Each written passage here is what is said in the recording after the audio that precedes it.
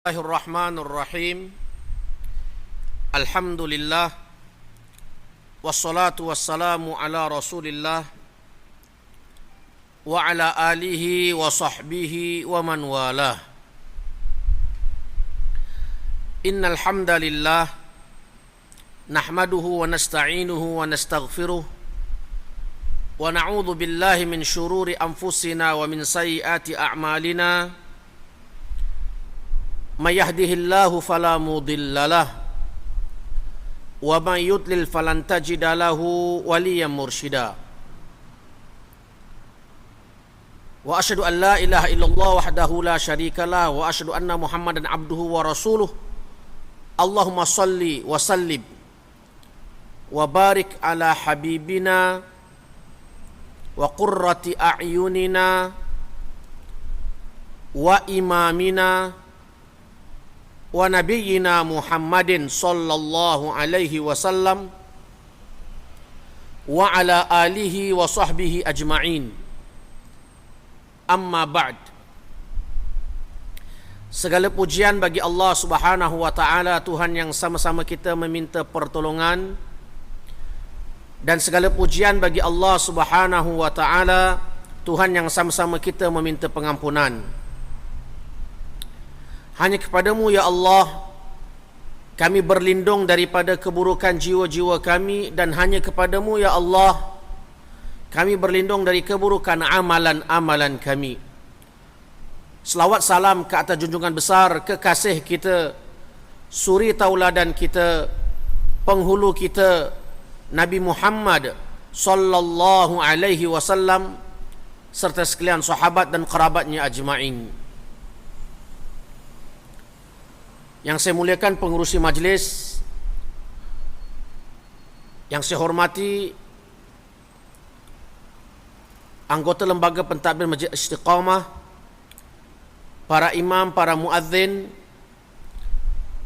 ibu-ibu, bapa-bapa yang dirahmati Allah, terimalah salam ukhuwah Islamiyah daripada saya. Assalamualaikum warahmatullahi wabarakatuh. Alhamdulillah, alhamdulillah, summa alhamdulillah.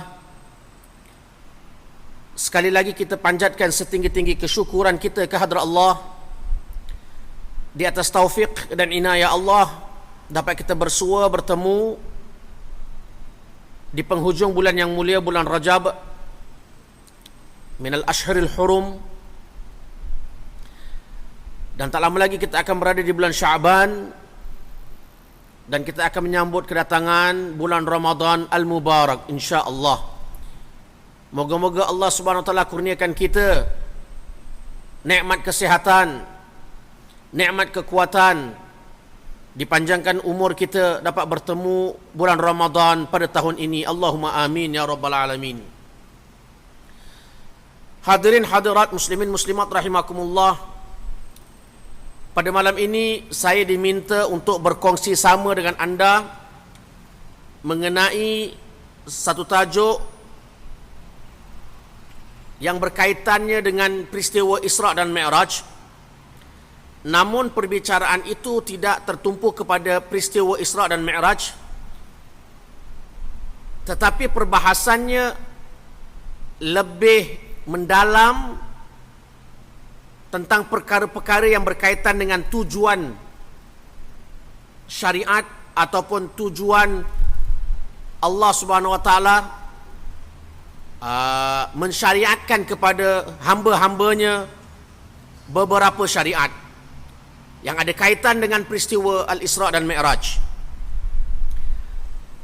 Tuan-tuan dan puan-puan yang dirahmati Allah, saya bahagikan perbincangan saya pada malam ini kepada 3 perbincangan. Saya akan menerangkan sedikit sekilas pandang tentang sejarah Isra' dan Mi'raj. Itu semua akan dimuatkan di dalam bahagian pertama. Manakala bahagian kedua saya akan kaitkan tentang maqasid syariah, dan bahagian ketiga ini saya nak minta kerjasama dengan anda, bahawa nanti saya di bahagian ketiga ini bukan saya seorang duduk ke atas pentas ni saya sendirian hanya menyampaikan, tetapi saya minta kerjasama yang hadir, kaum bapa yang ada dalam dewan solat, kaum ibu yang ada di dewan ligar di luar, di belakang sana, memberikan kerjasama untuk kita membuat sedikit latihan bagaimana maqasid syariah itu dapat kita apply, dapat kita laksanakan di dalam kehidupan harian kita jika kita berhadapan dengan beberapa isu yang agak mungkin rumit untuk membuat keputusan. Namun dia membantu, tetapi saya tak minta anda, kata orang tu, berfikir saya akan berikan anda jadual untuk membantu bagaimana kita membuat keputusan. InsyaAllah Ustaz Taufik akan membantu kita dalam memberikan jadual bila tiba masanya, insyaAllah. Itu di bahagian ketiga. Baiklah, saya mulakan dengan sekilas peristiwa Al-Isra' dan Mi'raj. Tuan-tuan dan puan-puan dirahmati Allah, yang dinamakan Al-Isra' ianya merupakan pelayaran malam. Pelayaran malam ini berlaku di bumi, di tempat yang kita duduk sekarang ni, planet kita ni. Bermula daripada Masjidil Haram sampai ke Masjidil Aqsa. Jadi perjalanan malam daripada Masjidil Haram ke Masjidil Aqsa. Dan peristiwa ini juga Allah Subhanahu wa taala telah rakamkan dengan jelas dalam Al-Quran di awal surah Al-Isra. A'udzu billahi minasyaitonir rajim.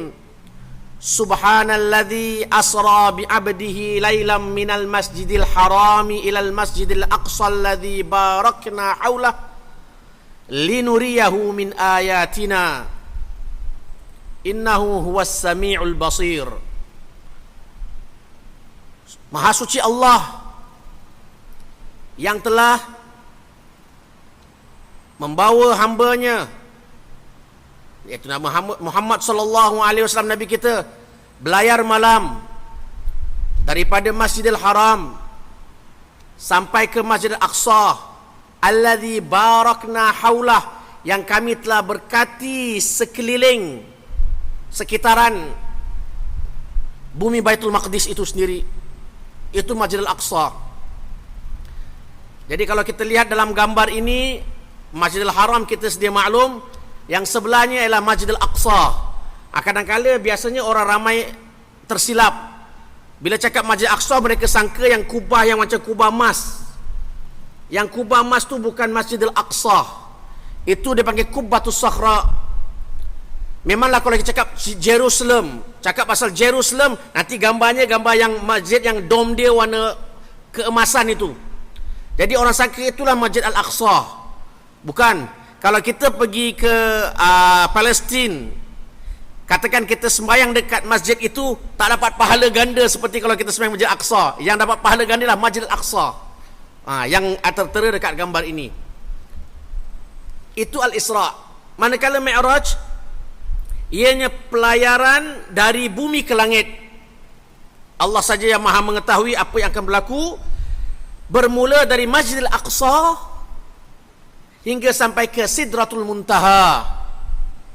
Sidratul Muntaha ini Allah rakamkan dalam Al-Quran, dalam surah An-Najm, di mana Sidratul Muntaha itu dekat dengan syurga Allah. Dan di tempatnya baik. Satu tempat kalau boleh cakap masyarakat ni, Rasulullah pergi jumpa VIP lah. Tempatnya Sidratul Muntaha itu tempat yang berhampiran dekat dengan syurga, di mana tempat itu setiap hari dimasuki oleh para malaikat Allah yang sentiasa bertasbih, bertahmid, memuji Allah Subhanahu wa taala. Tempatnya cukup indah, tempatnya suasana yang indah sekali. Itu kurniaan Allah berikan kepada Nabi kita Muhammad sallallahu alaihi wasallam. Itu dia Mi'raj. Mi'raj daripada bumi sampai ke langit. Langit itu dalam bahasa Arab sama. Dan bahasa Melayu pun sama, langit. Langit itu tak semesti apa yang berada di atas itulah langit. Sebab tu kita punya mulut ke atas kita panggil apa? Langit-langit. Jadi sesuatu yang ada di atas dalam bahasa Arab dipanggil as-sama atau as-samawat. Sesuatu yang tinggi yang berada di atas. Itu menceritakan sekilas tentang Al-Isra' dan Mi'raj. Begitu juga peristiwa Isra' dan Mi'raj ini merupakan peristiwa agung di dalam lipatan sejarah junjungan besar Nabi kita Muhammad sallallahu alaihi wasallam. Peristiwa Isra' dan Mi'raj ini mengikut ahli sejarah, para ulama mengatakan ianya merupakan satu kejadian yang menghiburkan hati baginda sallallahu alaihi wasallam, yang merawat kesedihan baginda Rasulullah sallallahu alaihi wasallam. Terdapat perselisihan pendapat di kalangan para ulama kenapa Rasulullah bersedih. Berselisih pendapat. Memang yang masyhur, yang biasa kita dengar, walhal itu juga terakam di dalam teks khutbah Jumaat minggu lepas, minggu ini, mengatakan bahawa kesedihan Rasulullah sallallahu alaihi wasallam kembali kepada sebabnya ialah kematian isterinya Khadijah binti Khuwailid radhiyallahu anha dan kematian pakciknya Abu Talib, di mana kedua-duanya ini, dua individu ini sentiasa berada di belakang Rasulullah sallallahu alaihi wasallam. Kedua-dua ini yang sentiasa mempertahankan perjuangan Rasulullah sallallahu alaihi wasallam. Ini satu sejarah yang mengatakan disebabkan Rasulullah sedih. Namun sebahagian ulama tidak melihat Rasulullah sedih disebabkan kematian dua orang ini. Sebagian ulama cenderung kepada pandangan Rasulullah sallallahu alaihi wasallam bersedih disebabkan kerana orang-orang Quraisy, pembesar-pembesar Quraisy sudah mula menampakkan taringnya menghalang dakwah Rasulullah sallallahu alaihi wasallam. Jadi Rasulullah dah tak boleh berdakwah. Dakwah Rasulullah disekat 100%. Jadi Rasulullah sedih. Bagaimana dia seorang nabi hendak menyampaikan risalah Allah, sedangkan pintu-pintu dakwah itu sudah ditutup oleh pembesar Quraisy. Walhal yang boleh katakan menjadi yang boleh kita kata jengkel lah, kita mungkin rasa sedih dan rasa marah dengan perbuatan orang-orang Quraisy. Mereka berwatak seperti wataknya kaum Nabi Nuh. Apabila Nabi Nuh nak sampaikan risalah Islam kepada mereka, mereka nampak Nabi Nuh, mereka tutup telinga. Tutup telinga.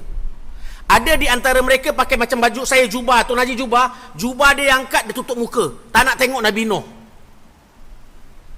Begitu kaum Nabi Nuh. Allah rakamkan dalam Al-Quran surah Nuh. Nabi Nuh tak putus-putus berdakwah pagi, petang, siang, malam. Sejarah mengatakan Nabi Nuh hidup sampai 950 tahun. Yang berimannya dari ikut kitab sejarah hanya lebih kurang 80 orang saja. Bayangkan 950 tahun yang hanya beriman hanya 80 orang.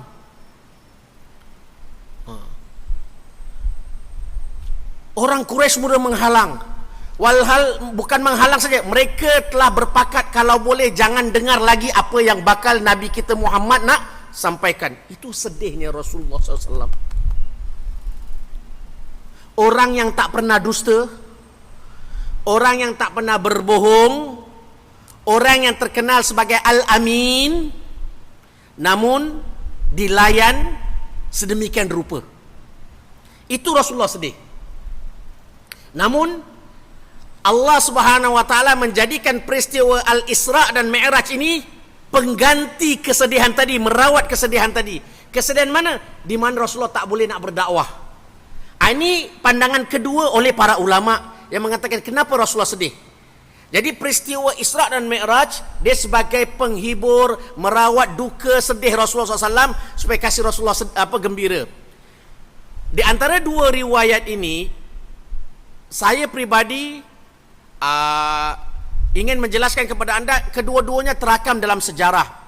Namun bila saya mengkaji, saya lebih cenderung, kalau tanya saya pribadi saya lebih cenderung kepada pandangan yang kedua daripada pandangan pertama. Kalau buat pilihan mana agaknya, kalau dah kaji saya dah kaji dan melihat pandangan para ulama, saya lebih cenderung kepada pandangan yang mana Rasulullah sedih disebabkan bahawa dia terhalang untuk menyampaikan dakwah, bukan Rasulullah sedih disebabkan kematian isteri dan pakciknya Abu Talib.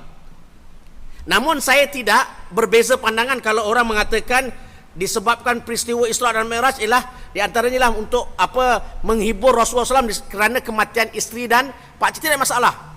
Sebab itu terakam juga dalam sejarah. Namun saya pribadi memang dua-dua terakam dalam sejarah, cuma bagi saya lebih cenderung kepada pandangan yang kedua yang saya sebutkan tadi. Kenapa saya sebutkan mengenai nanti insya-Allah saya akan saya sebutkan nanti dia punya jawapannya insya-Allah. Kemudian peristiwa Isra' dan Mi'raj ini ia merupakan satu isyarat jelas daripada Allah Subhanahu wa taala. Sebab tu para ulama mengatakan, kalau saya bikin perbandingan duniawi, hukum dunia hukum dunia, katakan kita Amerika. Nah ni kita pasal Amerika terkenal, dialah kata orang tu yang memerintah, yang kata orang tu yang pengaman dunia. Itu yang dikatakanlah Seandainya mereka ingin menyampaikan satu berita penting kepada kerajaan negeri Singapura, kepada Singapura, apa akan buat? Berita penting ni, benda penting daripada kerajaan, daripada negeri Amerika, nak sampaikan kepada berita penting kepada Singapura, negara Singapura. Kalau ikut hukum duniawi, dia akan berlaku, dia tidak seperti macam mana dia cakap hantar sembarang, kirimkan duta ke tidak. Kadang-kala bila berita tu penting sangat, dia akan undang ketua negara itu untuk berkunjung ke Amerika dan disampaikan secara direct tanpa perantaraan. Ini biasa undang-undang dunia begini. Kalau anda ikut perkembangan politik dunia hari ini macam gini. Ini kata orang tu diplomasi, interaksi antara satu negara ke satu negara. Lebih-lebih lagi negara yang besar kepada negara yang kecil. Tak kira ke Amerika atau UK, Britain, nak menyampaikan berita penting kepada negara lain. Nanti pembesarnya, ketua negara itu, tak kiralah Perdana Menteri kita ke Presiden ke apa sebagainya kan, akan datang mengunjungi lawatan ke Amerika atau ke mana sebagainya, dan berita itu akan disampaikan secara direct, bukan ada perantaraan. Ini hukum dunia, tuan-tuan. Kalau anda lihat peristiwa Isra', peristiwa Mi'raj pun begitu. Allah mendidik kita tata susila sedemikian. Apabila Allah Subhanahu wa taala nak memberi anugerah kepada junjungan besar Nabi kita Muhammad sallallahu alaihi wasallam kefarduan solat 5 waktu, di situ pentingnya solat. Solat adalah penting, perkara yang agung, yang utama. Allah tidak menyampaikan kepada orang lain, tetapi dijemput Rasulullah datang naik Mi'raj bertemu dengan Allah, dan lalu disampaikan berita penting itu. Nampak tak kesamaannya? Nak menunjukkan nanti kepentingan ibadat solat, mesej utama Allah Subhanahu wa taala nak diberikan kepada Rasulullah dan umatnya sesuatu yang agung, iaitu solat, dan Allah memberikan kepada Rasulullah dengan dijemput Rasulullah sampai ke Sidratul Muntaha. tempat yang mulia, dan Rasulullah diberikan anugerah Allah, iaitu ibadat solat yang kita kerjakan setiap hari ini. Itu kepentingannya. Sekilas tentang sejarah Isra.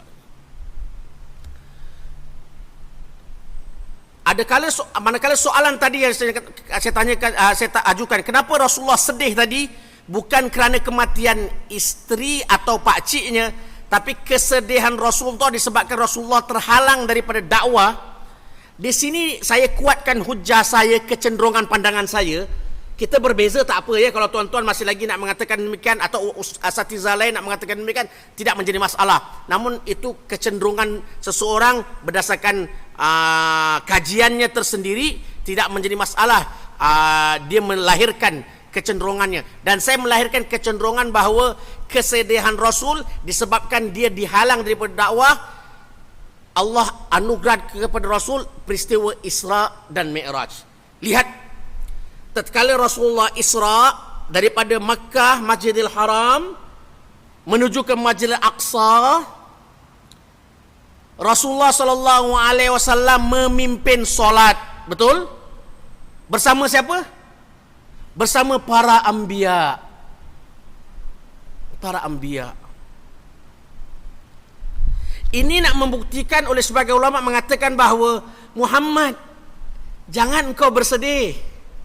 Seandainya penduduk Makkah tak ingin mendengar apa yang kamu cakapkan, mereka menolak kamu, mereka tidak mau jadikan kamu sebagai seorang nabi, mereka enggan menerima kamu. Jangan khawatir, kami gantikan orang yang lebih baik, iaitu para anbiya berada di belakang Rasulullah sallallahu alaihi wasallam tatkala Rasulullah mengimamkan solat yang dimakmumkan oleh para ganti yang baik, tuan-tuan. Siapa tak mau? Penduduk Mekah tak nak dengar, tak apa. Allah gantikan dengan yang lebih baik, iaitu para anbiya wal mursalun, dan para rasul bersama Rasulullah sallallahu alaihi wasallam dalam peristiwa Isra. Begitu juga peristiwa Mi'raj. Subhanallah. Terobat hati sedih Rasulullah sallallahu alaihi wasallam.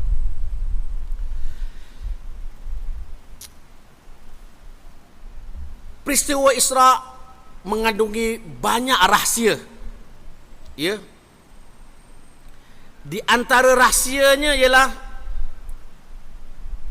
Rasulullah sallallahu alaihi wasallam apabila malaikat Jibril memberi Rasulullah sallallahu alaihi wasallam dua bekas. Satu bekas berisi susu, satu bekas berisi arak. Rasulullah sallallahu alaihi wasallam memilih apa? Memilih susu daripada arak. Lantas Jibril menjawab, "Hudita ilal fitrah." Makna kamu telah diberi petunjuk di mana kamu memilih fitrah. Agama Islam adalah agama fitrah, bersih, lumrah. Kalau disuruh pada kita pilih yang baik dengan yang jahat, setentunya kita akan pilih yang baik, fitrah. Itu pertama. Kedua, di antara rahsia peristiwa Isra dan Mi'raj itu nak menunjukkan keberanian junjungan besar Nabi kita Muhammad sallallahu alaihi wasallam. Sebab peristiwa itu Rasulullah lalui merupakan satu pengalaman hidup Rasulullah yang Rasulullah nampak dengan jelas apa yang berlaku kepadanya dalam peristiwa Isra dan Mi'raj. Kemudian hari berikutnya dikhabarkan kepada orang-orang Quraisy. Walhal orang-orang Quraisy pada ketika itu, kalau anda lihat dari sejarah, mentertawakan Rasulullah sallallahu alaihi wasallam. Ini confirm Muhammad gila. Ini confirm, mana boleh belayar daripada Masjidil Haram ke Masjidil Aqsa, yang mana perjalanannya kalau dulu naik unta makan berbulan-bulannya. Ini dia boleh belayar setengah malam saja, sebahagian malam saja. Tetapi Rasulullah tetap tegas, iya itu yang saya lihat, itu yang saya nampak. Walhal penduduk Quraisy, penduduk Mekah pada ketika itu mentertawakan, menghina Rasulullah sallallahu alaihi wasallam. Sampaikan mereka dah tak tahan lagi, mereka mengatakan ini Muhammad janji omong-omong kosong. Dia jumpa kepada Abu Bakar yang merupakan sahabat karib Rasulullah sallallahu alaihi wasallam. Dia panggil Abu Bakar, penduduk Quraisy ni, penduduk Mekah. Dia panggil Abu Bakar, what happened to your friend? Macam gitulah. Apa dah terjadi dengan kawan baik kau ni? Dia dah mula merepek-repek cakap pasal dia pergi Baitul Maqdis ni. Apa cerita ni? Nampak tak? Orang Quraisy jumpa Abu Bakar. Abu Bakar bila dengar, betul apa yang kamu dengar, apa yang kamu cakap ni datang daripada Muhammad? Mereka cakap, iya, Muhammad cakap pada kita semalam dia pergi Baitul Maqdis, Masjidil Aqsa. Dia nampak apa yang ada kat Masjidil Aqsa. Dan Abu Bakar dengan imannya yang kuat dan teguh, dia bilang, kalau itu daripada Muhammad, amantu, aku beriman, aku yakin, wasaddaqtu, aku benarkan apa dia. Kalau itu yang betul datang daripada Muhammad, sebab aku telah beriman jauh lebih daripada itu. Apa yang disampaikan Rasulullah SAW, Abu Bakar punya keimanan jauh lebih daripada itu. Sebab tu Abu Bakar dia adalah orang yang pertama mempercayai risalah Islam. Kalau orang yang telah percaya akan risalah Islam, tak mungkin takkan percaya salah satu daripada kandungan risalah, iaitu peristiwa Al-Isra' dan Mi'raj. Abu Bakar tegas dia, I believe, saya yakin itu benar. Walhal kalau anda lihat dalam kitab sejarah, untuk membuktikan kebenaran Rasulullah, orang lain nak perlukan bukti. Abu Bakar tak perlu bukti. Cukup dengan Nabi Muhammad mengatakan bahawa dia diisrakan, itu dah beriman. Ada orang lain tidak. Kalau betul Muhammad, apa engkau pergi Isra', pergi Baitul Maqdis, engkau gambarkan kepada kami apa yang ada dekat Masjidil Aqsa ke, sebagainya. Nak minta bukti, evidence.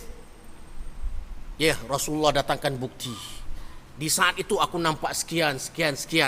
Dekat menara sekian. Gambaran.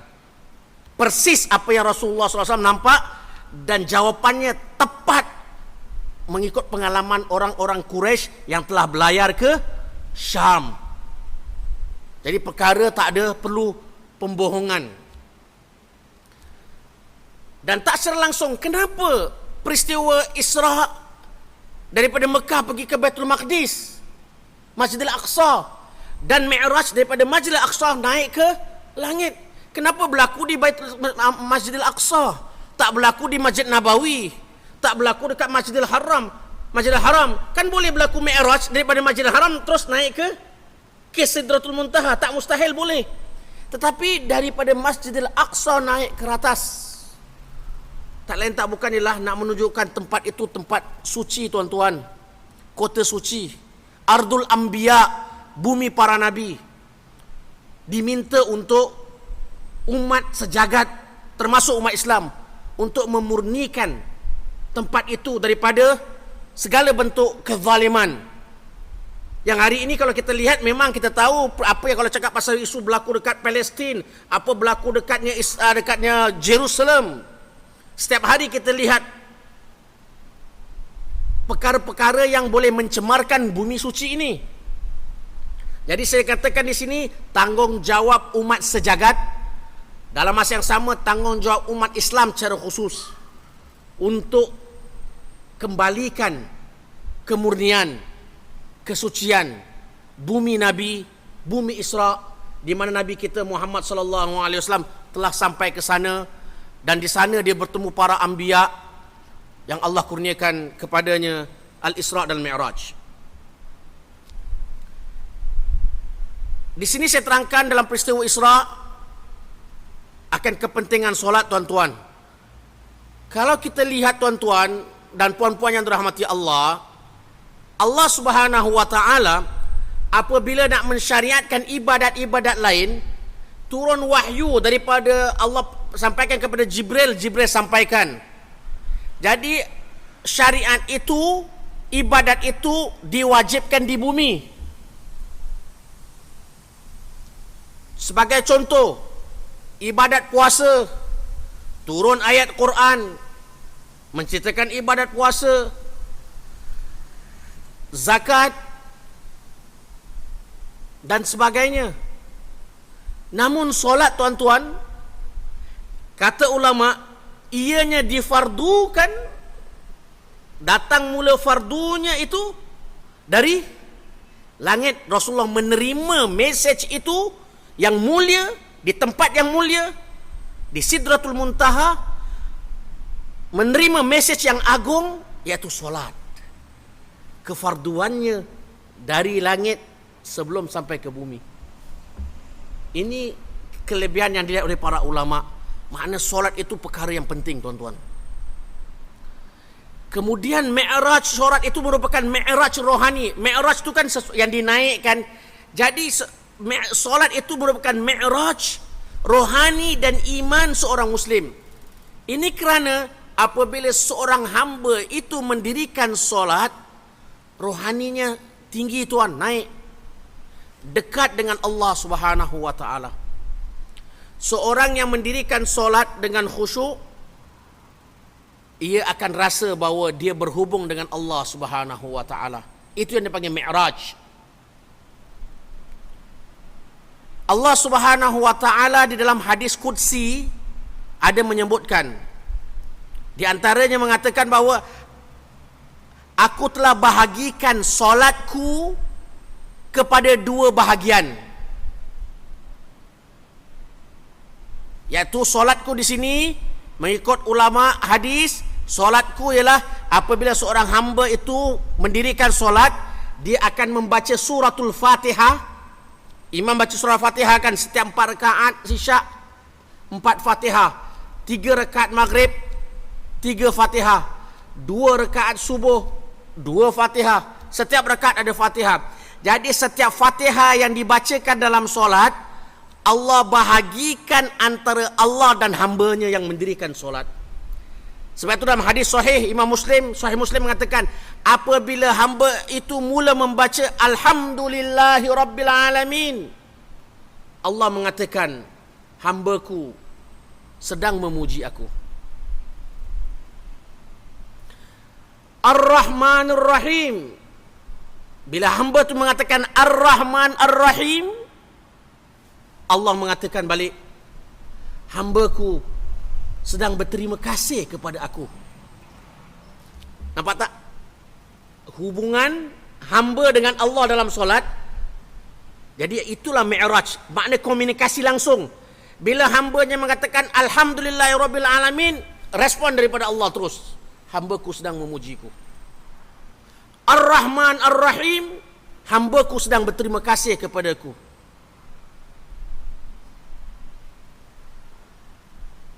Alhamdulillahirabbil alamin, Ar-Rahman Ar-Rahim, Maliki Yaumiddin, sampai mengatakan iyyaka na'budu wa iyyaka nasta'in. Ini bahagianku dan bahagian hambaku, dan akan kuberikan apa jua hambaku yang nak minta. Ini Allah berfirman dalam hadis qudsi. Jadi seorang hamba tu bila membaca Fatihah, dia dapat rasakan bahawa ada komunikasi langsung dia dengan Allah Subhanahu wa taala. Dan anda akan rujuk kitab-kitab tafsir. Hadis ini yang saya sebutkan bila menerangkan fadilat suratul Fatihah. Hadis ini yang anda akan lihat. Di antara fadilat kelebihan surah Fatihah itu, Allah membahagikan Fatihah itu kepada hambanya dua bahagian. Jadi setiap kali kita baca Fatihah, kita rasakan kekhusyukannya, kita rasakan kekuatan suratul Fatihah, sebab kita sekarang berinteraksi langsung dengan Allah. Rohani kita Mi'raj, iman kita Mi'raj. Sebab tu dipanggil solat itu adalah Mi'raj orang yang beriman. Dan solat itu mempunyai tujuan, solat itu punya rahsia, dan solat itu punya hikmah-hikmah yang tersendiri. Kita boleh lihat di dalam kitab-kitab fiqh, di dalam perbahasan fiqh. Dan yang penting sekali, apabila kita memelihara ibadat solat kita, ini bermakna kita telah memelihara salah satu tujuan syariat. Ini dia. Bila kita memelihara solat kita itu bermakna kita telah memelihara salah satu tujuan syariat kita. Mungkin anda akan bertanya, Ustaz, apa tu tujuan syariat? Bab yang kedua ini atau bahagian kedua, saya akan beritahu kepada anda tujuan syariat dengan beberapa diagram secara perlahan-perlahan. Moga-moga anda dapat memahaminya. Dia sedikit mungkin kandungannya mungkin sedikit berat, yang mungkin jarang sebagai anda mendengarnya, tetapi saya cuba mempermudahkan, dan moga-moga dengan saya mempermudahkan ini dapat anda memahaminya dan dapat kata orang tu menghayatinya dan mudah untuk mengaitkan di dalam kehidupan harian anda. Bila dikatakan tujuan syariat, di dalam bahasa Arab dipanggil maqasid syariah. Maqasid syariah itu tujuan syariat. Tujuan syariat ini merupakan satu definisi. Saya cuba mudahkan. Maknanya maqasid syariah adalah tujuan atau rahsia ataupun yang terkandung di dalam hukum hakam yang disyariatkan oleh Allah, ataupun kita boleh mengatakan satu ilmu yang menerangkan akan tujuan dan rahsia agama, atau dengan bahasa yang mana yang boleh anda boleh pilih yang nak faham, iaitu maqasid syariah adalah sesuatu yang akan membawa kepada kebaikan dan dia akan menolak kepada keburukan. Itu saja. Itu maqasid syariah. Jadi bila anda nak melakukan sesuatu perkara ibadat itu, apa juga anda kena faham apa tujuan itu. Anda akan lihat mematikan tujuannya di akhir, end resultnya, outcome dia, anda akan lihat bahawa sama ada anda akan membawa kebaikan ataupun keburukan. Cuba fikirkan natijah yang terakhir. Bila anda lihat ianya merupakan satu perkara yang baik, proceed, teruskan. Bila anda lihat itu perkara tak baik, tinggalkan. Jadi jangan ikut-ikut. Maqasid syariah ni memerlukan kita memahami minda dan permainan minda. Anda memikir apa yang anda lihat setiap pekerjaan anda.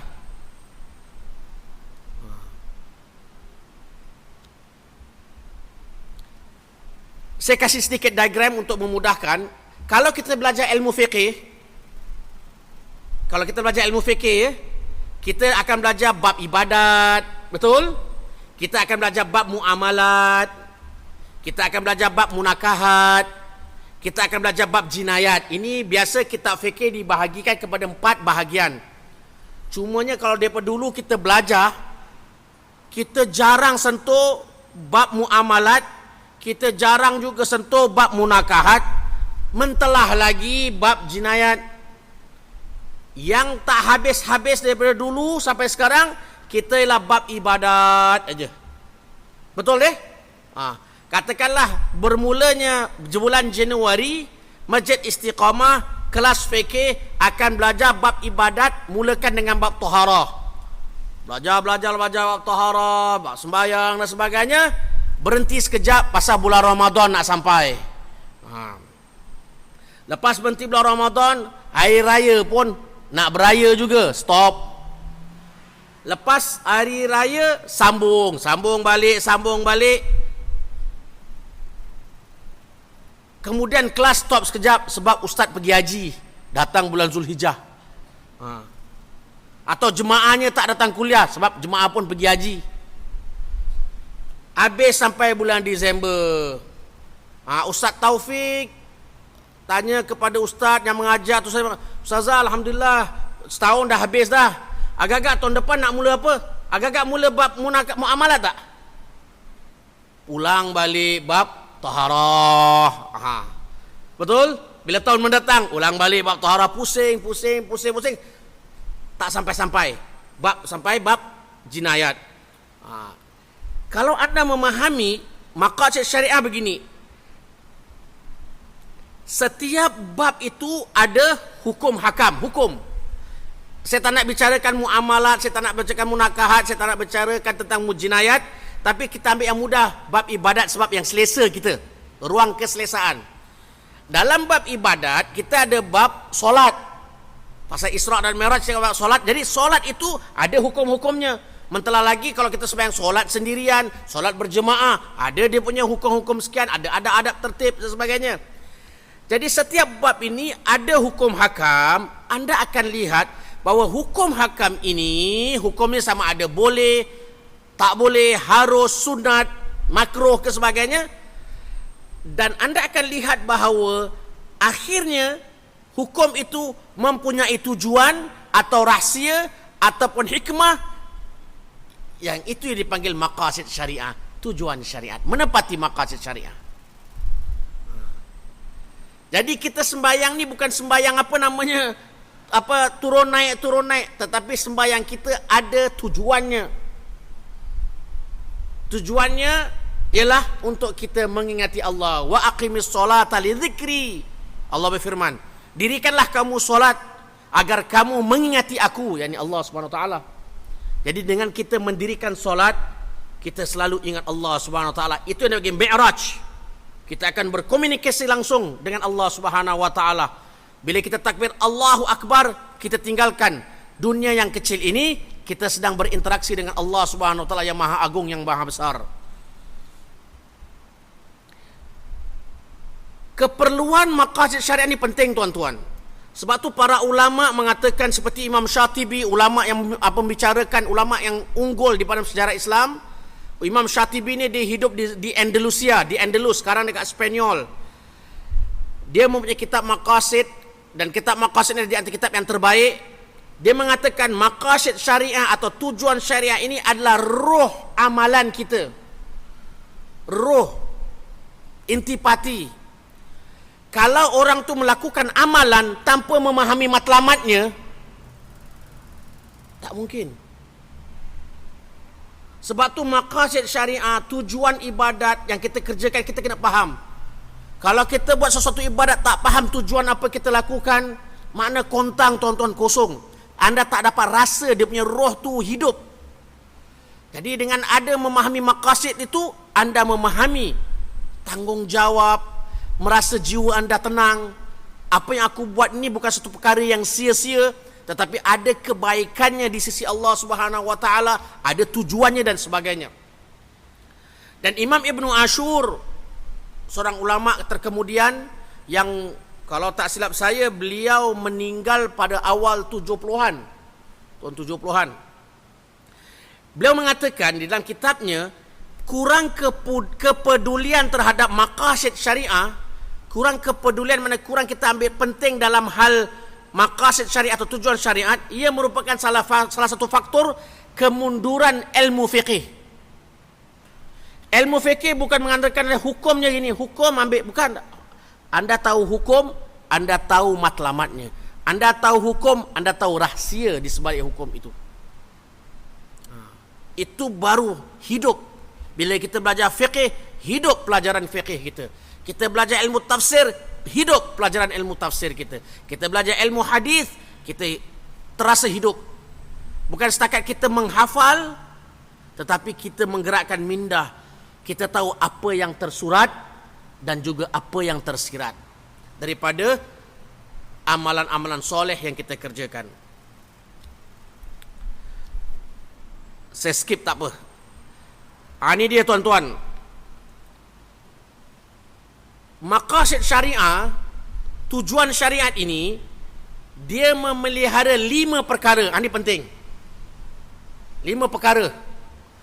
Kalau mengikut Imam Syatibi, dia mengatakan agama-agama sebelum datang risalah Nabi kita Muhammad sallallahu alaihi wasallam, agama-agama lain termasuk agama yang dibawa oleh Nabi Isa, agama yang dibawa oleh Nabi Musa, Nabi Ibrahim, Nabi Daud, Nabi Sulaiman, pokoknya menitik beratkan soal tujuan syariat. Dan 5 perkara ini merupakan satu perkara yang kata orang tu menjadi satu perkara yang telah sedia ada dekat risalah daripada dulu. Iaitu Islam menjaga, datang tujuannya lah menjaga agama. Islam di antara tujuan agama Islam datang untuk menjaga nyawa, menjaga nasab. Nasab ini adalah keturunan, harta ataupun akal. Dan akal, bukan atau. Ini 5 perkara. Ini penting. Ingat agama, nyawa, nasab, harta dan akal. Kalau ikut ranking dia begini. Mana datang dulu? Datang agama dahulu. Baru datang nyawa, baru datang nasab, datang harta, baru datang harta. Harta baru datang akal. Ini mengikut sebagian pandangan para ulama, dia punya ranking dia begini. Keutamaannya sedemikian. Namun ada sebagian ulama berbeza, tidak menjelaskan. Kita ambil yang dasarnya begini. Kemudian tuan-tuan dan puan-puan, yang penting ingin kita sebutkan perkara sama juga, untuk memelihara agama, memelihara nyawa, memelihara nasab, memelihara harta dan akal, cara memeliharanya dengan dua perkara ni kata ulama, iaitu memastikan kelima-lima perkara tu mesti ada dan berusaha gigih jangan lima perkara tu terhapus.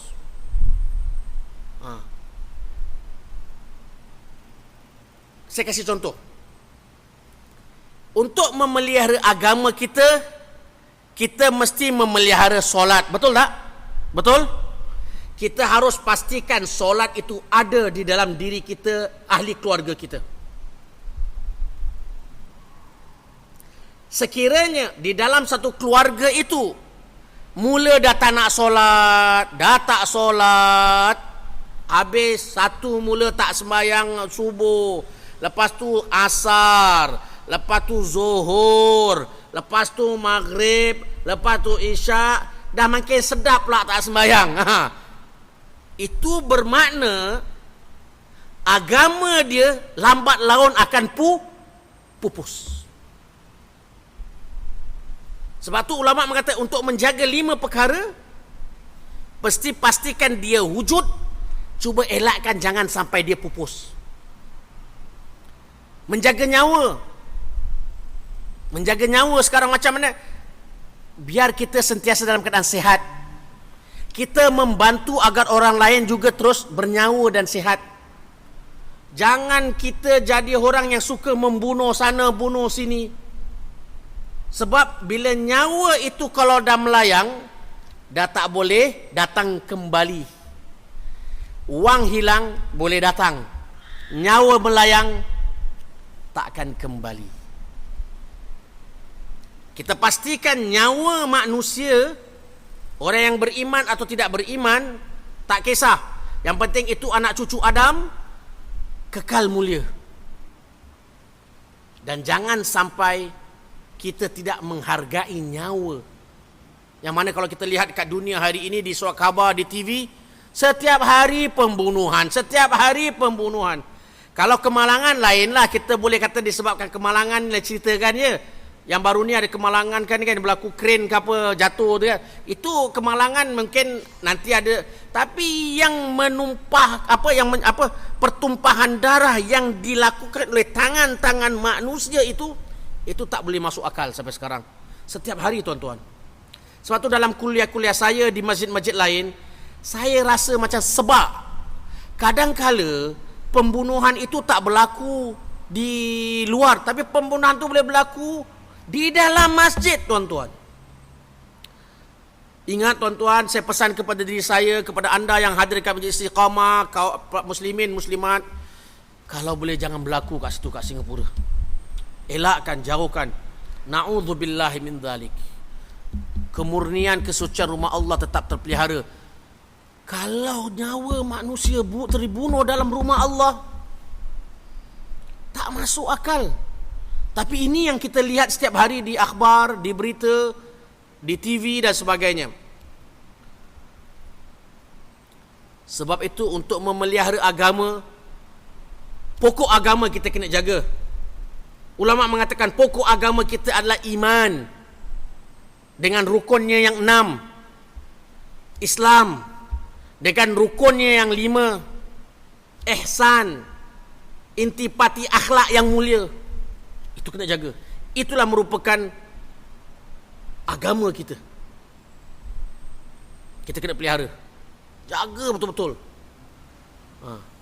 Dalam diri kita kuatkan iman, dalam diri kita kuatkan Islam kita, dalam diri kita tingkatkan nilai sistem akhlak budi pekerti ihsan.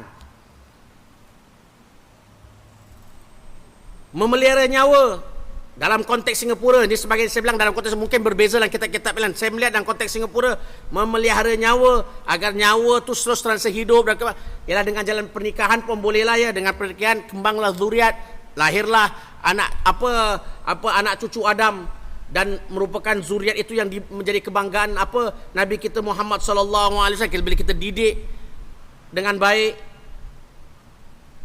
Memelihara nyawa sebagai seorang keluarga kita, sebagai orang lelaki, ketua keluarga, kita harus menyediakan tempat tinggal, makan minum, pakaian, isteri dan anak-anak.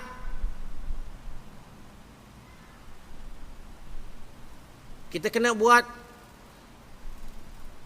Tuan-tuan dan puan-puan, boleh tak katakan kita masyarakat Islam Singapura, kemudian kita mengatakan masyarakat Islam semua tak ada rumah? Boleh?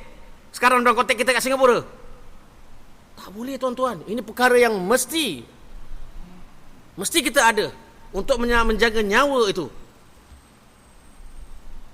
Untuk menjaga nasab, sebagai ulama mengatakan nasab, keturunan, sebagai nasab yang merupakan kemuliaan, tidak menjadi masalah.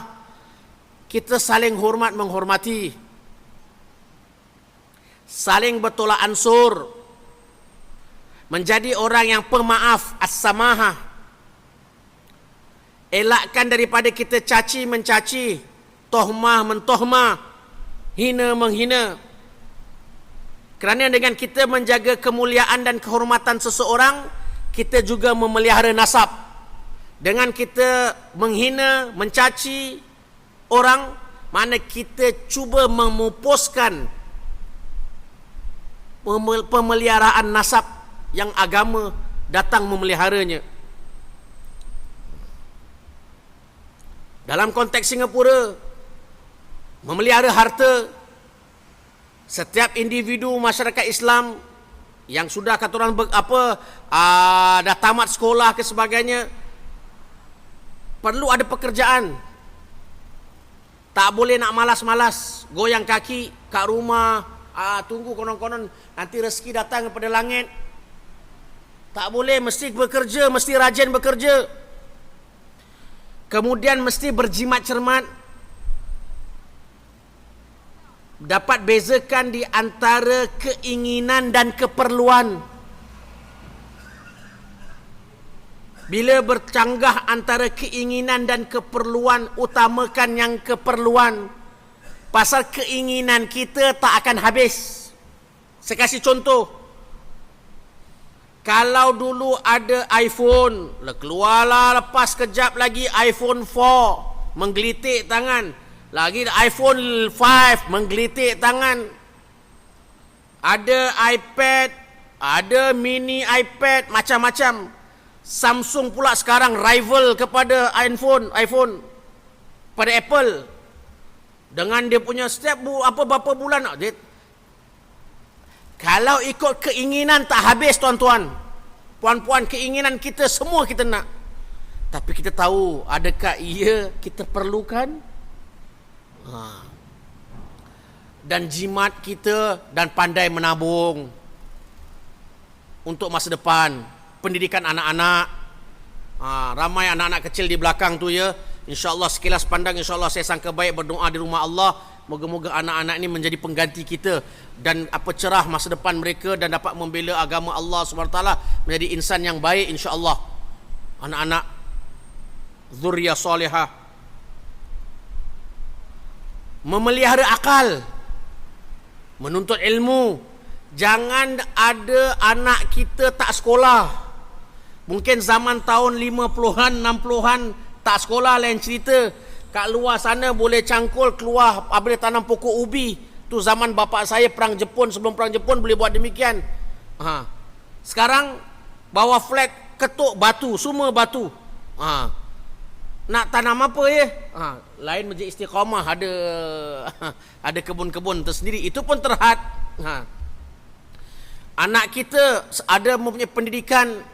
Anak kita insya-Allah sama-sama kita melahirkan pemikir. Anak kita menjadi seorang pemikir insya-Allah. Dan sama-sama kita membangun institusi pendidikan untuk masyarakat Islam. Kita berganding bahu.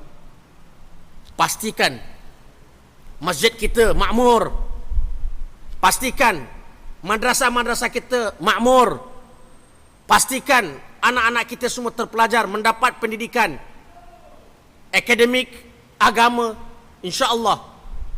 Kena pastikan ni. Inilah yang memelihara akal. Kita punya masa generasi akan datang, masyarakat akan datang.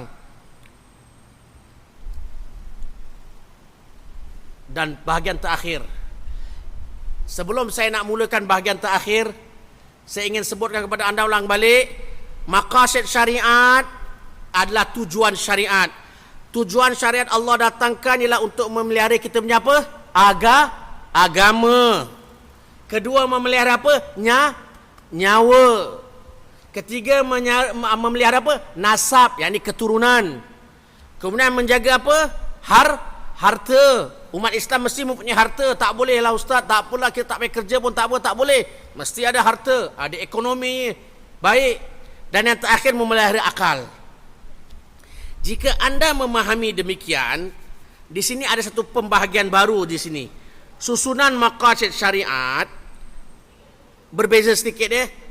Yang 5 itu di sana dipanggil ada darurat, di sana ada hajiat, di sana ada tahsiniyat. Saya akan pause pelan-pelan dulu. Kasih tengok selesa, mungkin tak pernah dengar kan? Tengok baik-baik.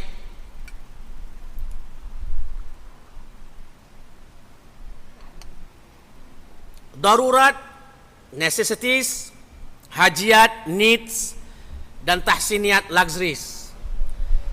Ketiga-tiga ni, susunan ini dalam ni tak lari daripada kehidupan kita. Kita akan menghadapinya. Sebab itu tuan-tuan, dari sudut ranking dia begini. Kita harus pelihara darurat, kemudian datang kita pelihara hajiat, baru kita datang pelihara tahsiniyat. Apa tu darurat? Ni definisi, ingat ya tuan-tuan, darurat ni penting. Darurat, ia merupakan satu kebaikan yang sangat-sangat diperlukan di dalam kehidupan kita sebagai manusia. Sekira perkara kebaikan itu tidak ada dalam diri kita, maka ia membawa kemusnahan manusia atau menjejaskan keseluruhan kehidupannya. Ini yang dipanggil darurat, tuan-tuan. Dalam konteks Singapura, menjadi darurat, kita, masyarakat kita harus ada rumah. Dah sebutkan tadi, rumah. Kalau orang itu tidak memiliki rumah, dia akan menyukarkan, bahkan menjejas keseluruhan kehidupannya.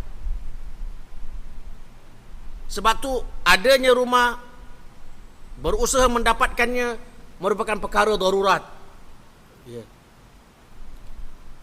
Hajiat, kebaikan juga yang diperlukan oleh manusia juga, namun tidak sampai ke tahap darurat, tak sampai ke tahap keperluan asas tadi. Sekiranya ia tiada di dalam diri kita, dia akan menjadi kepayahan dan akan menjadi kehidupan kita sukar, namun tidak menjejas kehidupan macam tadi darurat. Payahlah.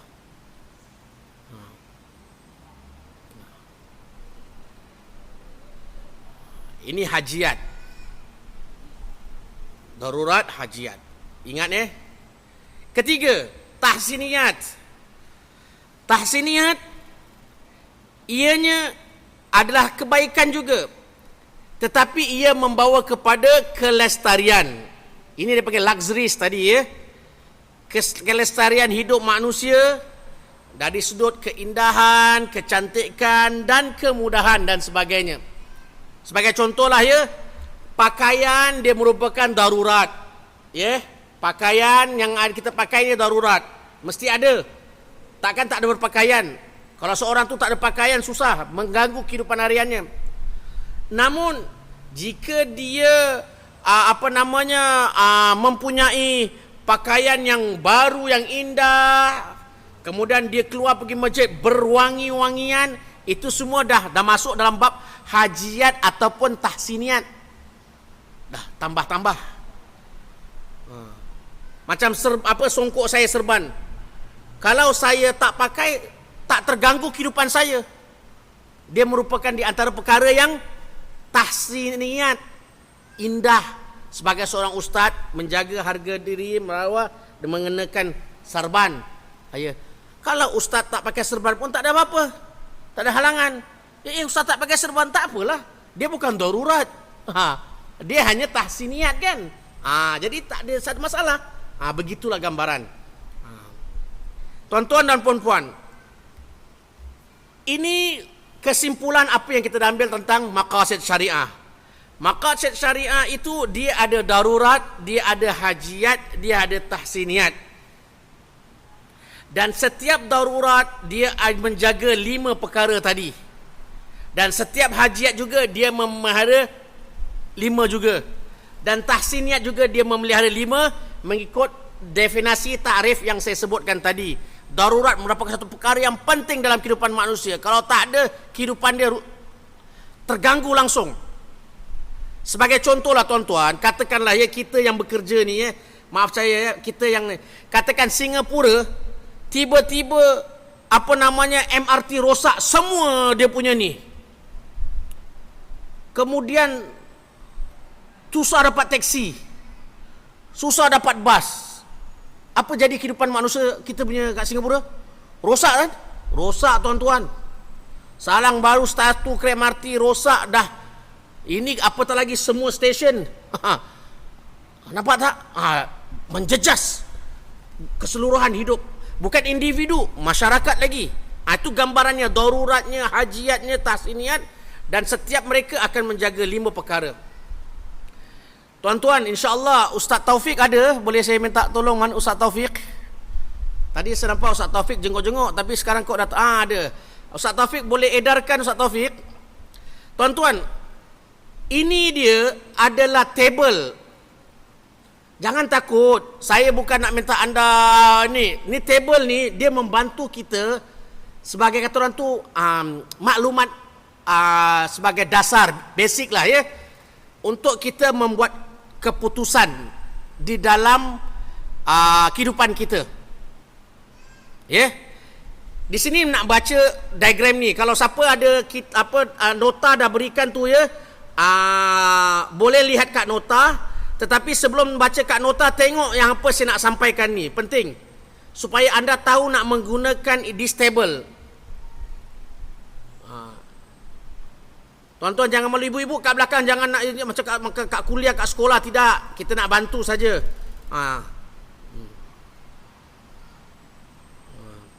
Okey, semua dah dapat? Terima kasih Ustaz Taufik. Terima kasih adik-adik yang membantu bagus. Saya suka. Nanti boleh berbincang. Bagus. Boleh berbincang. Okey. Ini kira table ini dia 2 wajah dibaca dengan 2 wajah, dengan 2 pertimbangan. Kalau anda lihat yang warna kuning dekat tengok kat skrin yang warna kuning itu dia susun ikut tertib yang saya mengatakan. Mesti datang darurat dulu, kemudian datang hajiat dulu, baru datang tahsiniat. Boleh faham insya-Allah? Boleh? Okey. Kemudian di bawah table kuning tu dia ada isu-isu, kadang-kadang kaitan dia dengan bersifat umum, kadang-kadang sifat individu. Bila kita bercanggah, ni saya nak kasih awak basic, ibu-ibu dengar kaum bapa pun dengar kadang-kala bila kita ada 2 masalah, isu je sama, nak utamakan umum ke nak utamakan individu? Kalau nak buat keputusan macam mana? Biasanya apa keputusan kita? Bila kita bercanggah keputusan umum dengan keputusan individu, mana kita utamakan? Tuan-tuan, macam sebagai kita ramai-ramai ni, kita berbincang, lepas tu suara ramai begini, suara individu begini. Keputusan kita dalam mesyuarat apa kita dengar? Yang umum. Bila hak umum bercanggah dengan hak individu, setentunya kita utamakan hak umum. Sebab hak individu kita sendiri. Sedangkan kalau kita tak raikan, dia akan melibatkan lebih besar dari impaknya. Sebab tu di setiap darurat itu bawahnya ada umum, ada individu. Bila bercanggah umum dengan individu, kita akan utamakan yang umum daripada individu. Begitu juga dengan hajiat, di bawahnya ada umum, ada individu. Tahsiniat ada umum, ada individu. Ini baca satu rajah. Rajah kedua yang warna saya letak kat situ warna grey semua kuning ni nampak. Yang warna grey tu sini nampak kuning. Pasal lampu dia agaknya. Saya bilang 5 keperluan asas, ikut ranking akan datang agama, nyawa, nasab, harta dan akal seperti diagram yang saya sebutkan tadi. Okey. Sekarangnya isunya tuan-tuan, bila kita hadapi dua persimpangan nak buat keputusan, di sini jadual ni membantu kita tuan-tuan. Kita akan tik dulu dua isu tu, kemudian nanti kita lihat apa yang tergambar dekat kita punya table ini, kat mana yang kita datang dulu kita akan buat keputusan. Dia akan membantu tuan-tuan. Okey. Di belakang table itu tuan-tuan, ibu-ibu, bapa-bapa yang dirahmati Allah, ada 3 isu. Pertama isu Ahmad, kedua isu Aisyah, ketiga isu Ibrahim. Isu Ahmad, dia nak pergi haji. Dia dapat kuota tahun ini 213 di antara jemaah yang bakal mengerjakan ibadah haji. Anda cuba baca isu Ahmad. Namun bila dia nak pergi haji, rupa-rupanya pada saat itu ibu bapanya sedang uzur, sakit. Jadi Ahmad perlu buat keputusan, nak pergi haji ke nak jaga mak bapak. Betul tak? Gunakan tadi jadual, anda tik, nanti anda akan lihat mana terletaknya pergi haji kepada Ahmad, mana terletaknya tik menjaga kedua ibu bapa anda. Kedua, isu Aisyah.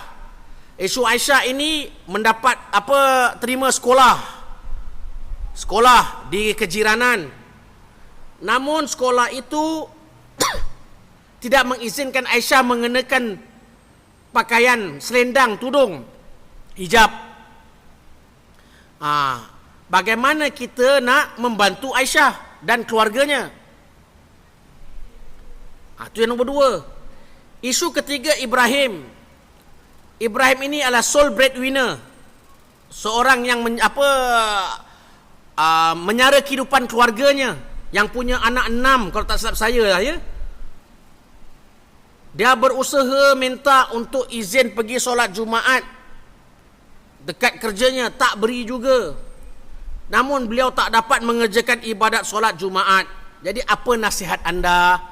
Melalui table tadi, jadual tadi, kita boleh berbincang. Saya kasih anda 5 minit boleh? 5 minit anda fikir-fikirkan, mainkan minda anda, step isu tu nak tik kat mana.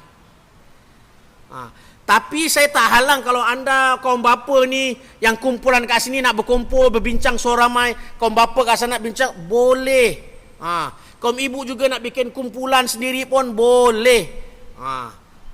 Nanti kita lihat, kerana dia akan membantu tuan-tuan dalam kita membuat keputusan setiap isu semacam ini kita hadapi dalam konteks kehidupan kita, dan maqasid syariat adalah penting dan dia membantu untuk kita huraikan masalah ini.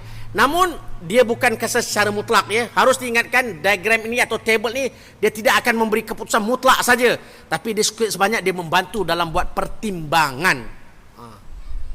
Okey, 5 minit kita berhenti sekejap. Anda memikirkan, berbincang sesama sendiri, dan insya-Allah kita berbincang lepas itu.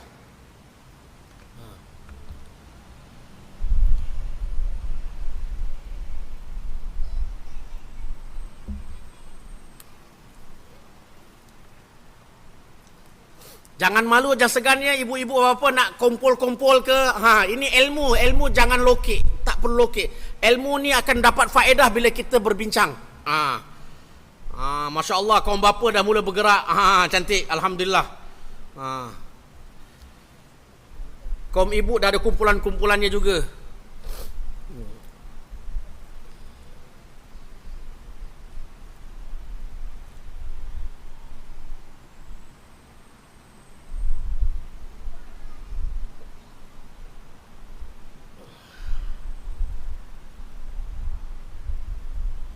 Alhamdulillah. Tu dia, bila awak bergerak semua bergerak, alhamdulillah.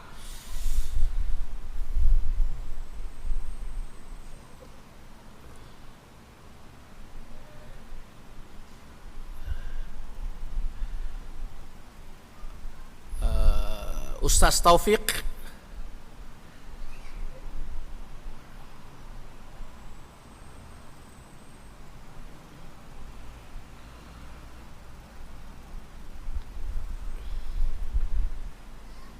Ustaz Taufik ada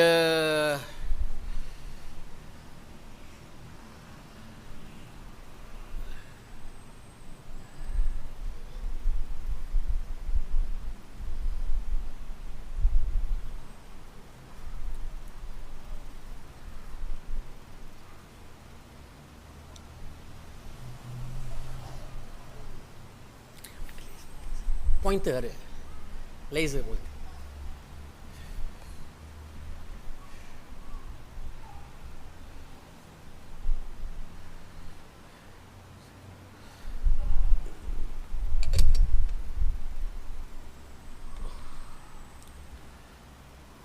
Tuan-tuan dan puan-puan, ni macam master chef ya.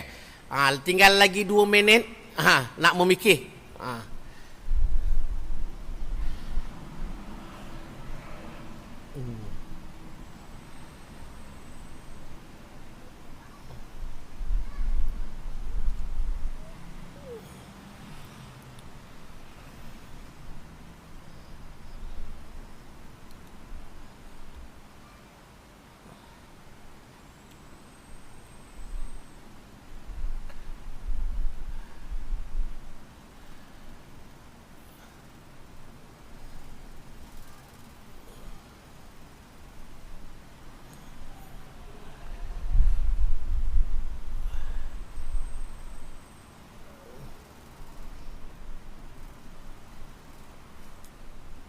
Boleh? InsyaAllah ibu-ibu, bapa-bapa yang dirahmati Allah, boleh? InsyaAllah? Boleh insyaAllah? Dah habis bincang insyaAllah? Boleh? Okey. Saya sebenarnya ingat Ustaz akan bantu saya ada kalau ada pointer. Baik, okey. Kita lihat sama-sama, ayo. Dekat anda punya table, di kertas dan apa yang ada dekat skrin kita sekarang ini. Kalau isu pertama siapa iaitu isu Ahmad. Isu Ahmad, dia mendapat kuota tahun ini untuk mengerjakan haji. Namun dalam masa yang sama bila nak pergi haji ni, ibu bapanya sedang sakit. Isu sekarang Ahmad sedang dalam dilema, nak pergi haji ke nak jaga mak bapak. Nak pergi haji ke nak untuk mak bapak. Betul Dilema dia begini. Kalau Ahmad ini datang berjumpa dengan anda, Tuan Haji, boleh tak nasihat? Atau anda bilang, saya lihat awak ni di anda jemaah Masjid Istiqamah. InsyaAllah istiqamah lah orangnya semuanya ya. Boleh tak bantu saya ni Ahmad ni saya ni dah dapat kuota ni. Kalau saya tak pergi mungkin miss. Tapi kalau saya pergi, mak bapak saya sedang sakit ni. Agak-agak apa nasihat anda ya? Berdasarkan table ini anda akan lihat. Ayo, mari sama-sama kita selesaikan. Isu pergi haji, mengerjakan rukun Islam yang kelima kepada Ahmad. Dia kalau ikut 5 keperluan yang grey tu yang ni, dia terletak kat mana? Terletak kat isu agama, nyawa, nasab, harta atau akal? Ya? Agama.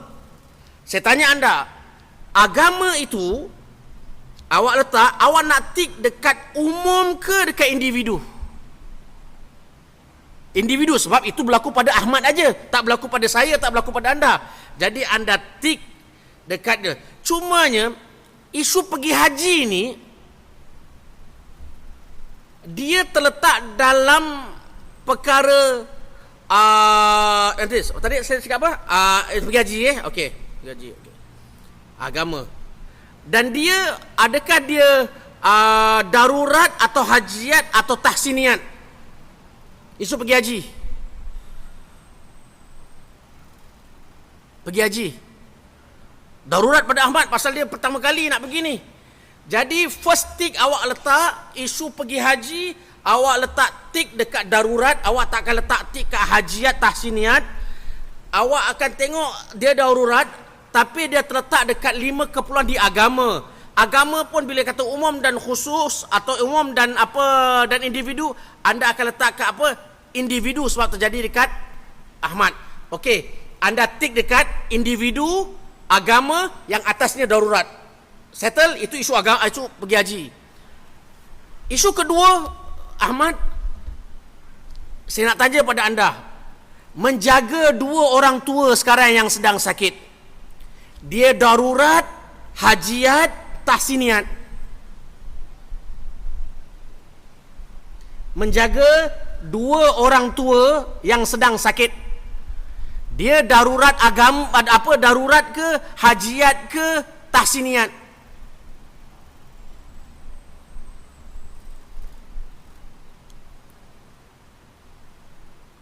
Ayo tuan-tuan. Ayo tuan-tuan. Ya? Darurat. Darurat. Mesti tuan-tuan. Anak seperti macam mana kita anak takkan boleh hidup tanpa belai kasih ibu dan ayah kita semasa kecil. Begitu juga ibu bapa kita ketika dah usia senja, dia memerlukan penjagaan dan keprihatinan anak-anak. Wa qada rabbuka alla ta'budu illa iyyahu wa bil walidaini ihsana. Allah dah wajibkan ke atas anak Adam ni untuk berlaku ihsan, wajib kepada kedua ibu bapanya. Ni penting. Kemudian menjaga orang tua, dia terletak kat mana? Darurat agama, darurat nyawa, darurat nasab, darurat harta atau darurat akal? Cuba tengok, menjaga kedua ibu bapa. Haji Masri, jangan malu, jangan segan. Nyawa, alhamdulillah, menjaga nyawa. Kemudian anda nak letak dekat umum ke individu? Menjaga orang tua. Menjaga orang tuanya. Ada 2 orang tua. Individu. Dia bukan seorang Haji Masri. Mak bapak. Ya? Dia darurat dalam bersangkut paut dengan nyawa, nyawa ibu bapa. Sekarang tu nak tik kat mana? Kat umum ke kat individu? Kalau isu pergi haji, Ahmad seorang sekarang, letak kat individu. Kalau menyara 2 ibu bapa, 2 nyawa, umum ke individu sekarang? Umum. Umum. Dah banyak dah, 2 nyawa. Walhal bila kita menjaga ibu bapa kita, termasuk nyawa kita, jaga kita juga, dah tambah lagi. Mentelah lagi kalau kita ada isteri dan anak-anak, dah berlarutan. Okey tuan-tuan, bila anda dah tik, now sekarang siapa datang dulu? Cuba ni kalau kita exercise, siapa datang dulu? Tik tu, line tu table tu datang mana datang dulu? Dia akan datang dulu darurat. Datang sama darurat sebab isu Ahmad ni dua-dua darurat. Tetapi kita mengatakan menjaga ibu bapa adalah darurat nyawa umum, manakala isu pergi hajinya Ahmad merupakan darurat agama individu. Based on this table, tik mana datang dulu? Akan datang dulu tik nyawa. Betul? Nyawa, darurat nyawa, iaitu menjaga orang tua. Jadi Bila anda memahami table ini, anda akan nasihatkan Ahmad berdasarkan maqasid syariah, berdasarkan tujuan syariat yang kita dah belajar sama-sama dekat Masjid Istiqamah. Maka saya rasa anda tulis surat dengan Majlis Ugama Islam Singapura untuk tangguhkan haji anda di masa akan datang dan beri tumpuan kepada penjagaan ibu bapa anda. Ini basic ya tuan-tuan. Tapi ingat ya, ini isu Ahmad. Mungkin isu Ahmad berbeza dengan isu Faizal. Isu Faizal berbeza dengan isu Ibrahim. Sebab mungkin isunya sama. Ibrahim pun dapat kuota. Kemudian mak bapaknya sakit. Tetapi Ibrahim ada adik-beradik banyak. Betul? Jadi kalau dia pergi haji, tak terjejas mak bapaknya sebab adik dia boleh jaga. Betul tak? Kakaknya boleh jaga. Betul tak? Sebab tu berbeza dari satu orang ke satu orang. Kalau kita lihat table ini, nanti kita akan lihat jawapannya. Sebab tu memahami orang yang bertanya dan keadaannya penting. Kemudian kita isikan table ni dan ada jawapan. Sekurang-kurang jawapan kita ada dasar tuan-tuan. Kita bukan melulu, tetapi atas pandangan agama. Table ni very useful untuk kita buat keputusan berdasarkan maqasid syariah. Agak-agak boleh dapat tak? Ibu-ibu boleh faham tak? Ibu-ibu kat belakang boleh? Boleh faham ibu-ibu kat belakang? Okey. Okeylah ibu-ibu, yang soalan nombor 2 tu biar ibu yang selesaikan. Isu Aisyah. Aisyah ni dapat sekolah kejiranan. Namun sekolah kejiranan kita tahu tak izinkan Aisyah memakai tudung di ruang sekolah, di kawasan sekolah.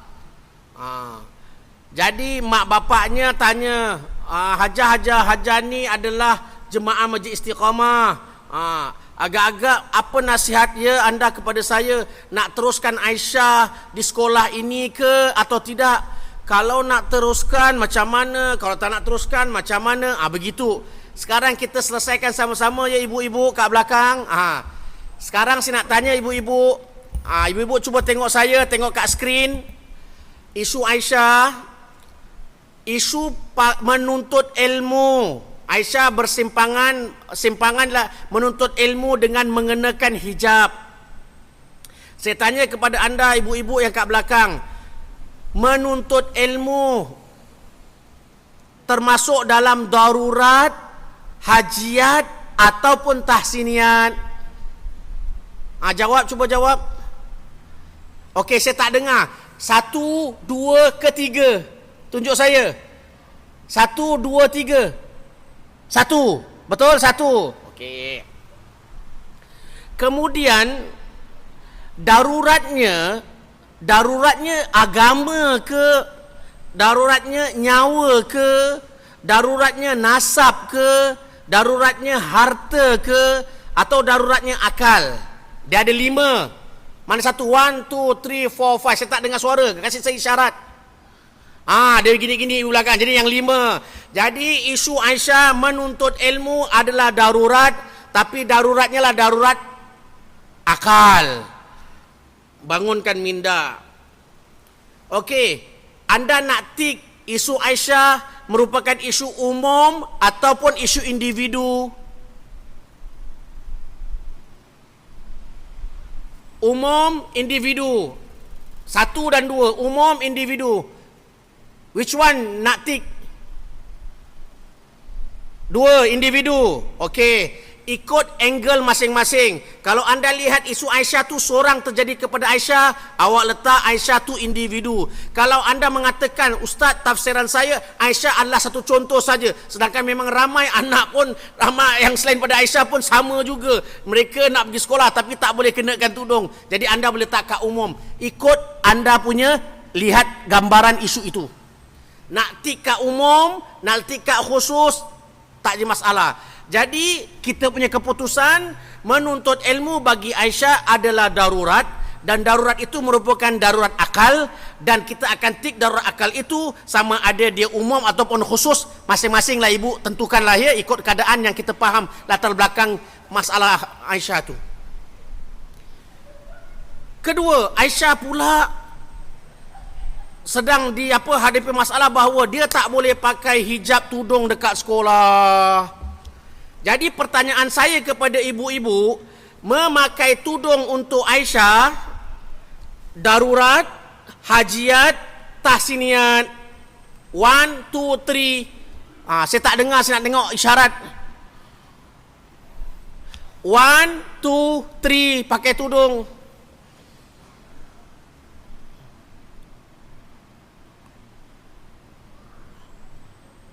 Macam mana saya cakap sekarang semua tunduk ke bawah. Saya tak dapat lah nak ni. Okeylah, kalau tak nak cakap kaum bapa, kaum ibu, kaum bapa. Isu pakai tudung untuk Aisyah, darurat, hajiat, tahsiniat.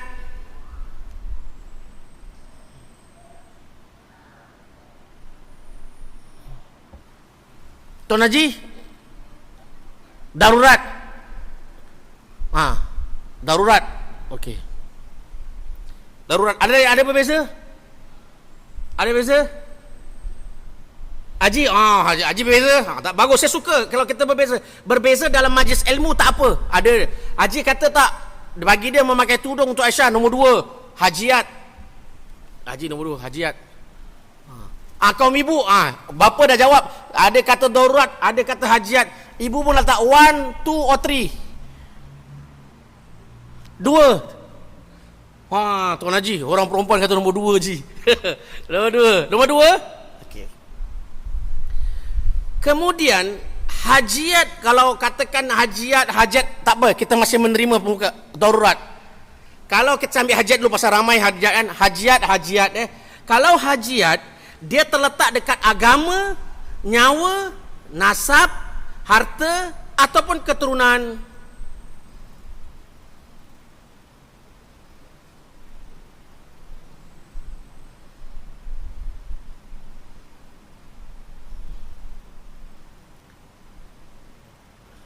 Hajiat mana? Agama, hajiat nyawa, atau hajiat nasab, atau hajiat harta, atau hajiat akal. Ayuh.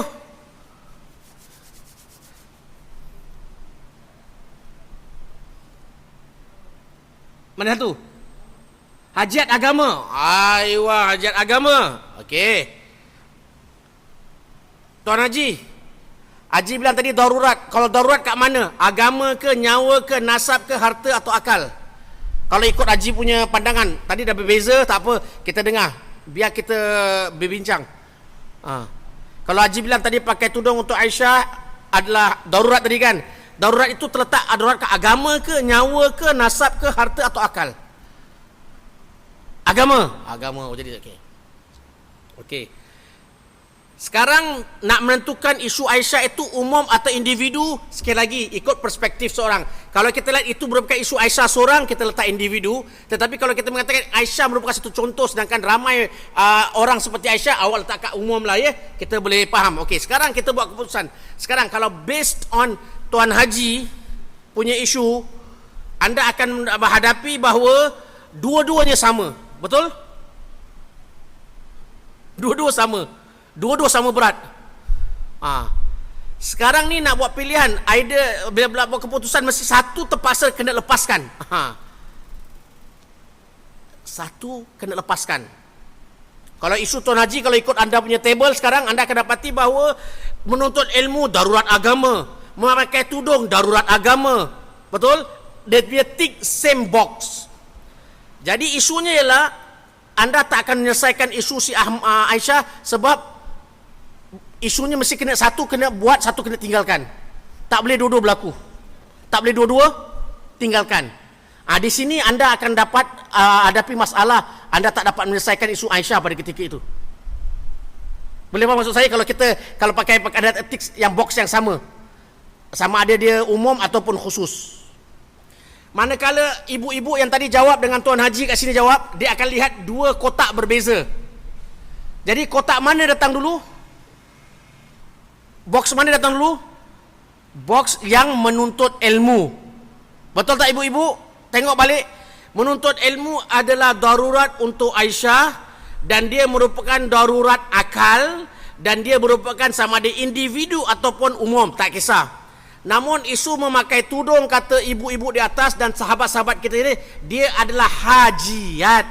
hajiat agama, dia akan tik sama ada umum ataupun khusus. Jadi natijanya akan keluar darurat agama menuntut ilmu. Jadi nasihat anda kepada Aisyah dan ayahnya, saya sarankan biarlah Aisyah bersekolah dengan menuntut ilmu. Mungkin Haji tanya, Ustaz, pakai tudung Ustaz, macam mana ni Ustaz?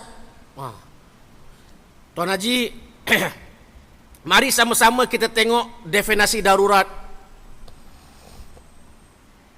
Kalau Haji mengatakan darurat memakai tudung untuk Aisyah adalah darurat, saya nak tanya, bila seseorang Aisyah macam Aisyah ni, kalau dia tak pakai tudung, rosak tak kehidupan Aisyah? Seperti macam mana darurat ni adalah sesuatu yang kalau anda tak buat, totally kira macam function dia akan rosak. Macam kita kalau tak ada rumah, confirm kehidupan kita tidur bawah shelter mana rosak. Kalau macam saya mengatakan tadi, kalau satu MRT atau semua rosak, semua habis, seluruh Singapura rosak, itu dipanggil darurat. Sebagai contoh, katakanlah saya Aisyah ni sekarang, saya kalau buka saya punya ni, ni katakanlah rosak tak hidup saya, keseluruhan sistem hidup saya. Sebab itu tuan-tuan, ulama mengatakan memakai tudung memang dia adalah satu kewajipan, tetapi kewajipan dia ada susunan. Kewajipan bukan satu peringkat yang sama, atau kewajipan bukan berada dalam in one basket. Dia ada level-levelnya. Jadi dalam membuat keputusan ini, kita harus memberi keutamaan untuk Aisyah. Mungkin Tuan Haji, anda tanya, Ustaz, saya tetap menyuruh Aisyah jangan sekolah sebab I have another alternative. Awak bilang, tu tak kisahlah. Sebab awak faham ada alternatif untuk Aisyah, ialah mungkin Aisyah awak tak sekolah kat sini, awak boleh sekolah kat tempat lain. Pokoknya prinsipnya kita setuju menuntut ilmu untuk Aisyah adalah penting. Itu anda punya. Tetapi kalau anda tak boleh buat Aisyah pakai tudung darurat agama, menuntut ilmu darurat akal, and then tak ada dua-dua dia punya levelnya penting, anda tak akan buat jalan tak ada jalan keluar. Sebagai contoh, tak memberikan mereka, tak menyelesaikan masalah isu kepada Aisyah. Apa kita perlu hukum fikih ini, kita lihat isu orang case by case basis, and then we give dia solution based on dia punya keadaan. Mungkin keadaan Tuan Haji berbeza dengan keadaan Tuan Haji. Pokoknya keputusan kita ada dasar pertimbangan agama, bukan kita punya hawa nafsu, tuan-tuan. Ingat ni. Pokoknya kita setuju dengan ni, tapi dia table itu kita setuju, tapi dia bukan menjadikan orang menyelesaikan masalah keseluruhan, tapi membantu kita untuk terus berfikir. Itu maksudnya. Last sekali Tuan Haji, InsyaAllah sama-sama kita fikirkan isu Ibrahim. Ibrahim last. Kita kalau boleh lagi kita ambil 5 minit lah. 9.35 habis. Baru 10.30. Sekarang 10.30, lagi 10.35. Kalau ikut selesai baru 9.36. Lagi 4 minit, jangan lama-lama. Isu Ibrahim. Ayo. Isu Ibrahim, dia sole breadwinner. Anak 6, bukan setakat nak menyara anak 6, tapi nak menyara isteri dia ada, nak menyara dirinya. Jadi dia adalah 8 sebenarnya, bukan 6, 8 termasuk dirinya. Jadi mencari rezeki, menyara kehidupan itu merupakan darurat, hajiat atau tahsiniat. Bekerja darurat, hajiat, tahsiniat. Darurat, tuan-tuan. Pekerjaan, kita dah bilang tadi, pekerjaan tu penting. Jangan kita masyarakat kita tak bekerja, malas goyang kaki. Lainlah kalau memang dah kaya raya, tu lain cerita. Tapi kalau kita ni, biasanya masyarakat Singapura ni, masyarakat Melayu ni, kebanyakan semua yang rata-ratanya golongan pertengahan, middle class. Kita rata-ratanya, kita bukan orang yang elit, dan bukan, walaupun kita tahu kita ada masjid yang susah, tapi kita rata-rata semua dekat masyarakat pertengahan. Jadi bekerja itu darurat untuk Ibrahim. Darurat yang mana satu? Agama ke, nyawa ke, nasab ke, harta ke, akal? Harta, alhamdulillah dah mula faham, cantik, bagus. Kemudian dia merupakan isu Ibrahim merupakan umum ke individu.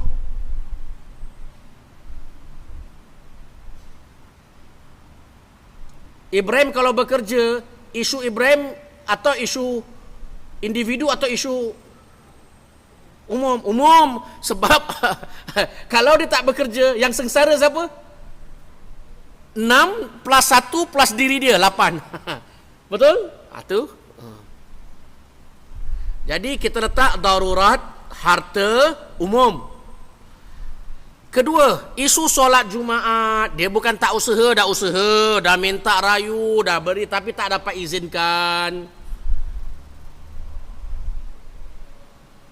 Solat Jumaat, darurat, hajiat ke tahsiniat. Solat Jumaat, dia darurat ke hajiat ke tahsiniat? Darurat lah, ya, mana boleh. Siapa kalau letak tahsiniat confirm ini tak sembahyang Jumaat betul-betul ini darurat. Tak boleh. Ni Jumaat tuan-tuan, bagi lelaki ni Jumaat fardu ni. Kira tak sembahyang Jumaat macam tak sembahyang Zuhur, senang cakap lah ya. Tinggal. Jadi dia darurat. Daruratnya bersifat agama, nyawa, nasab, harta atau akal. Agama, yes. Darurat sembahyang Jumaat, darurat agama. Kemudian agama pula, dia bersifat umum ke atau bersifat individu? Untuk si Ibrahim ni, sembahyang Jumaat ini merupakan satu darurat untuk Ibrahim. Darurat itu merupakan darurat menjaga dia punya untuk memelihara dia punya agama. Dan dalam agama ni, dia merupakan isu individu ke isu umum? Isu individu, isu Ibrahim. Berbeza kalau dia bekerja tadi. Kalau dia tak bekerja, tapi Ibrahim kalau tak sembahyang, seorang aja Ibrahim. Ibrahim saja ni.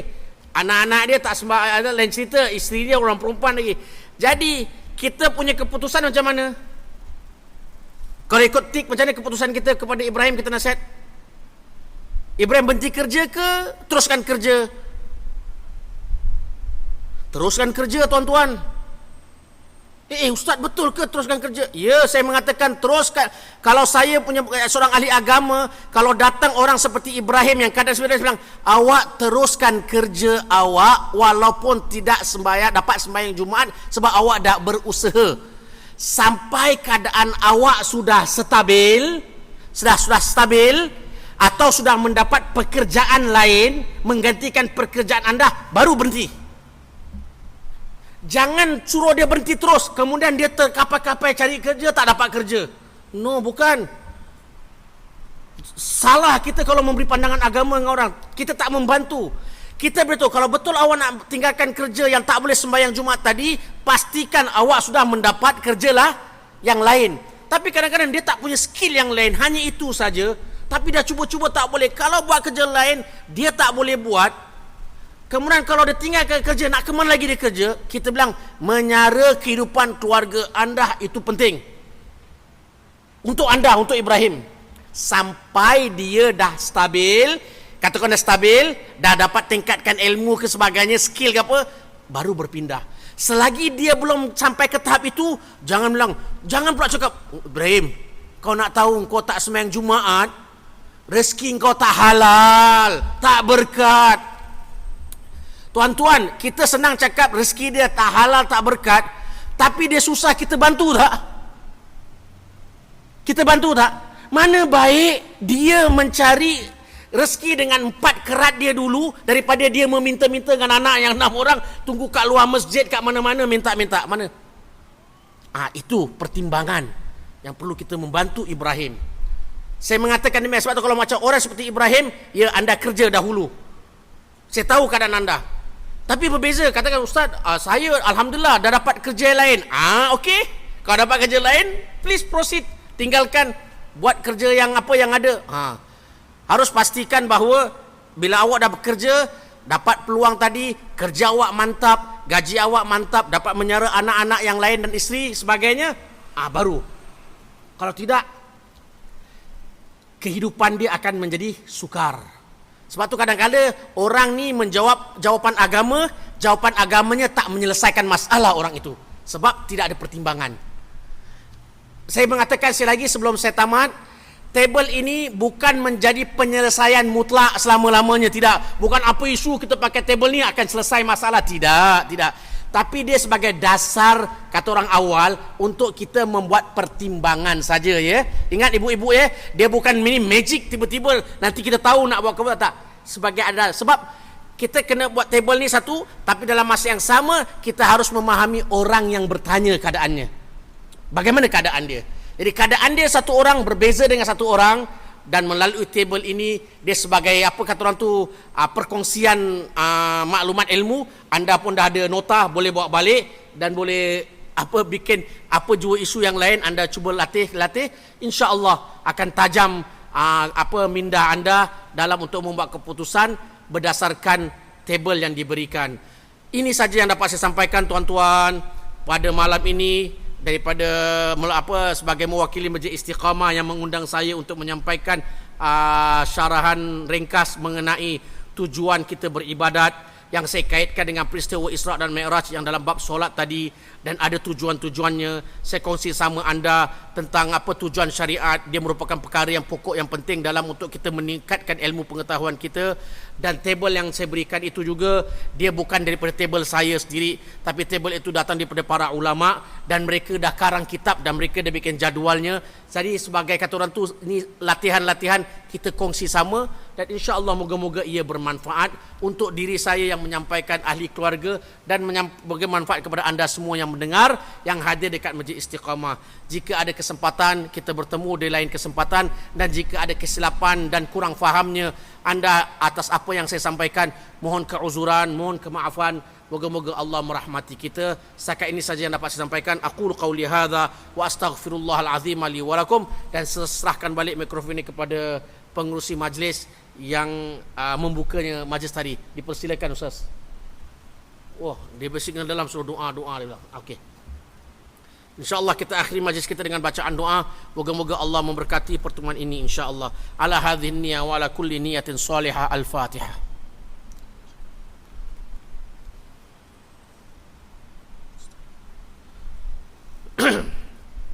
Bismillahirrahmanirrahim. Alhamdulillahirabbil alamin, hamdan syakirin, hamdan yuwafi ni'amahu wa yukafi'u mazidah. Ya rabbana lakal hamdu kama yanbaghi li jalali wajhikal karim wa li 'azimi sultanik.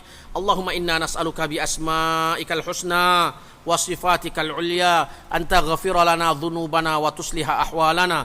Allahumma ighfir lana wa liwalidina warhamhum kama rabbawna shighara, wa li jami'il muslimina wal muslimat wal mu'minina wal mu'minat al ahya'i minhum wal amwat. Allahumma arinal haqqa haqqan warzuqna ittiba'ah, wa arinal batila batila warzuqna ijtinabah. Allahumma arzuqna taqwa wal istiqamah. Allahumma arzuqna taqwa wal istiqamah. Allahumma arzuqna taqwa wal istiqamah.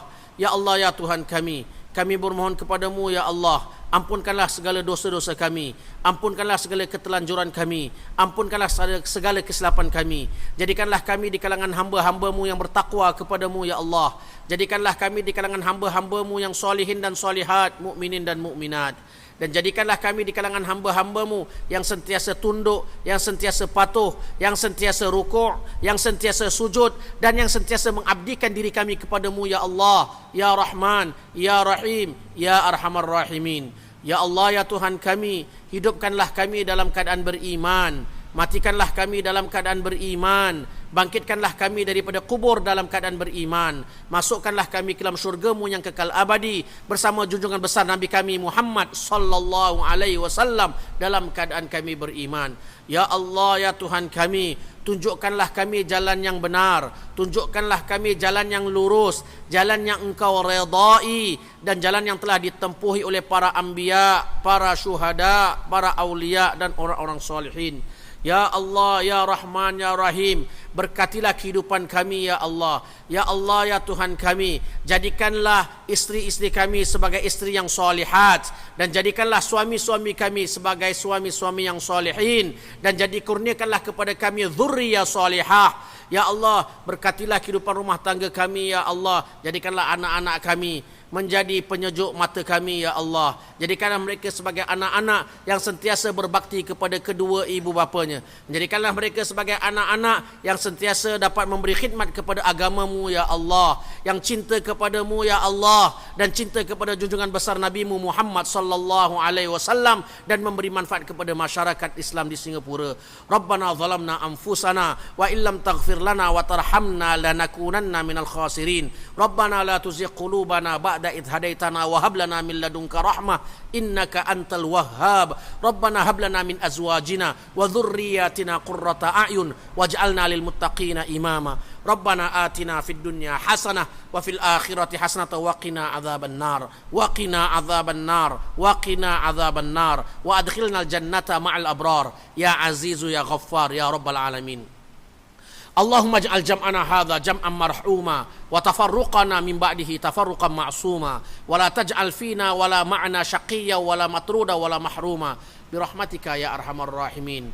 Allahumma la tada' lana fi maqamina hadha dhanban illa ghafartah wa la daynan illa qadaitah wa la maridan illa syafaitah wa la mayyitan illa rahimtah wa la dhallan illa hadaitah wa la dhallan illa hadaitah wa la dhallan illa hadaitah wa la mubtalan illa afaitah wa la aiban illa satartah wa la hajatan min hawaijid dunya wal akhirah hiya laka ridha wa lana fiha salah illa a'antana ala qada'iha wa yassartana ya rabbal alamin. Bifadli subhana rabbika rabbil izzati amma yasifun wa salamun alal mursalin walhamdulillahi rabbil alamin. Taqabbalallahu minkum.